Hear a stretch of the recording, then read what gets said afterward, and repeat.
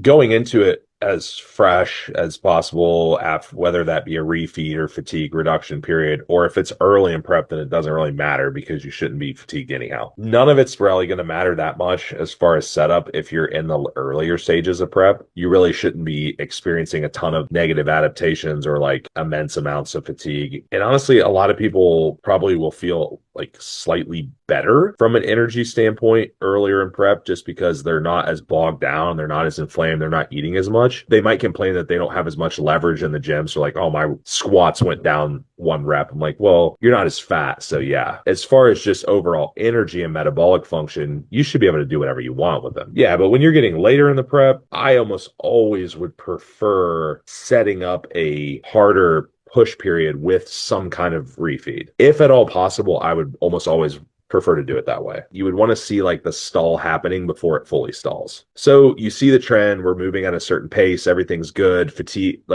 is managed, blah, blah, blah. Fatigue starts to creep in, weight loss slows down, performance drops, like whatever the metrics are that you see in that person, you see those, that's where you're like, cool, let's cut this off right here or within the next couple days rather than like just string you along for the next week and then do it because you know it's happening. Like you can see it coming. So just stop, hit a small refeed, maybe reduce cardio. You're not going to need as much if you catch it early and then push. I want to see when the stall is happening before it fully happens. And then I can just implement the refeed and then I can go ahead and push them from there.